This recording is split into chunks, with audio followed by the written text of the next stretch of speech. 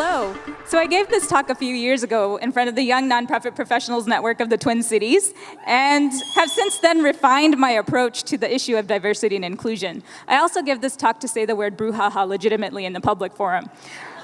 So as a brief overview of my talk tonight, I'm going to explore the issue of racial inclusion in particular, and then reframe the issue and explore the problem in hopefully a novel way that gets us thinking, and then offer one framework or a solution that we can use to begin approaching more inclusiveness.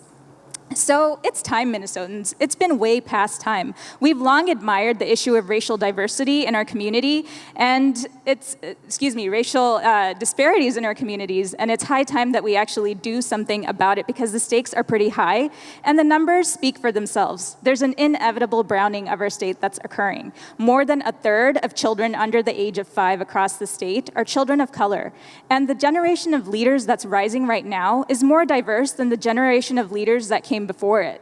And so these young future leaders, we can't leave them in shock and surprise because they'll be unsupported and being the fullest potential that they can achieve. So we need to make sure that they're growing up in strong, healthy communities for them. And the problem is that the conversation is kind of all over the place. After the election of Barack Obama, there's somehow this notion that America is post-racial. However, we've seen example after example of how communities of color still suffer from systemic challenges that really give rise to a challenge to this notion. Enter institutionalized racism. Now, this is a huge term. It's thrown around a lot. So let me offer that we have to unpack it a little bit. And I'd like to say that I think the word racism here really shuts down the conversation before it can go further. So I'd like to offer that racism can become institutionalized if we don't start designing around the dominant biases that we hold, because dominant biases lead to policies and practices that inevitably disadvantage communities of color. So let me unpack that a little bit with an example. So say, for example, you're a radio show and you want to put together a panel of experts on the Middle East, right? If none of your speakers are from the Middle East, there's a great likelihood that bias is impacting your result negatively. And so we need to understand that bias does not equal racism, right? So bias is bias, we all have it. There's a Yale study that actually indicates that babies as young as 6 months old have a bias for people that prefer things that are similar, preferences that they have. So 6 months old, I mean, we all have it. It's about how we manage it that makes the difference between creating policies and practices that are inherently disadvantaging other communities, read institutional racism, or creating outcomes that are more equitable. So the beginning of the solution is really increased self-awareness. And there are many tools that are out there to increase our level of awareness around our intercultural competency and around the level of bias we hold. Once we have this base knowledge, it's important to start thinking about how we design to manage our biases, right? And this is where I offer the framework called design thinking. And really, there's not much to it. It's pretty simple. You begin with empathizing with the communities and all the stakeholders that are impacted by the issue or problem that you're concerned with.